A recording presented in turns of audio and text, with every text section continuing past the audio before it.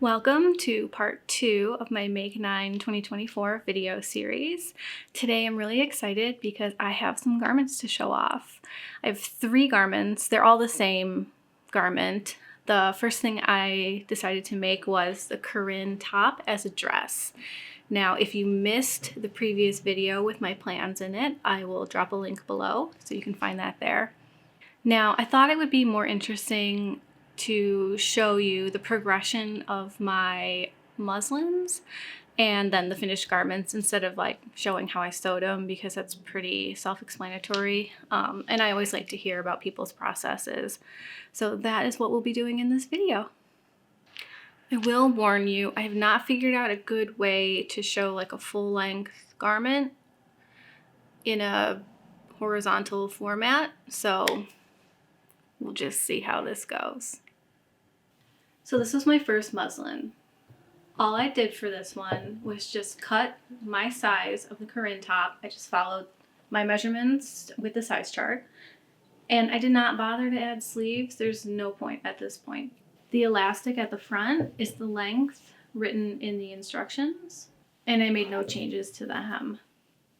Now here on the back, I need to add width through the back. So in order to do that, I need some sort of yoke. So I drew across my yoke line here. And then I sliced up the back and then decided how much I wanted to add for the pleat. So from here, I went and I altered the pattern. So my next video is going to be the alterations to the pattern that I made. It's just all too much to put in one video. I'm trying to keep these a little bit bite-sized. So we will cover that in a next video. So after this came the next muslin. Now this is my second muslin, and for this one I used a rayon since the final fabric was going to be much thinner than muslin. This is just a rayon. I don't know where I got it, but we have a giant roll and I use it for muslins. Anyway, so I lengthened the pattern, you can see. Here on the back we have our yoke and a pleat. Now, as I tried this one on, I realized that the proportions on me were a little off. My waist is pretty high. I have a short torso and long legs. So I had to raise this about an inch. And then in the back, I decided to turn the pleat into light gathering to sort of echo this at the front. The other thing I did was I lengthened the elastic slightly because I just thought it looked better in a flowy fabric that was supposed to be a dress. I love the original length for a shirt, but for a dress in this lightweight fabric, it just seemed like it needed a little bit more length to the elastic. So I took these changes, made them to my paper, and again, we'll discuss that in our next video. All right, so this is the first one I made. It's a lightweight chambray. I believe it's Robert Kaufman.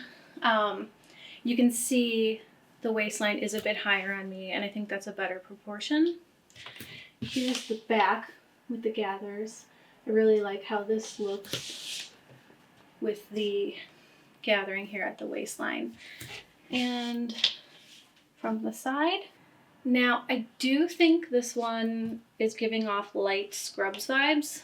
I don't know if you've ever like really had like an idea of something in your head, it was going to be awesome, then you make it and you're thinking, ooh, do I work at a hospital or am I going out for dinner?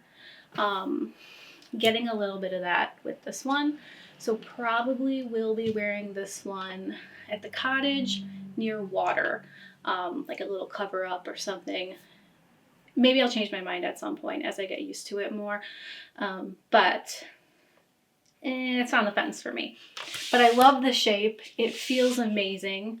No pulling or it's great. So next, because you can't stop with one, I made this. Okay, this is the second one I made. You'll notice the restaurant awning vibes coming off this one very hard. And I love it. I'm obsessed with it. It's amazing. I love this crazy stripe. I used the red to go across the front. Here's the back. There's my little gathers. And the side. One of these sides turned out amazing, and it's not this one. It's this one. My matching was totally random. but it looks great. And I'm going to wear this thing all summer long. I can't wait. Yeah.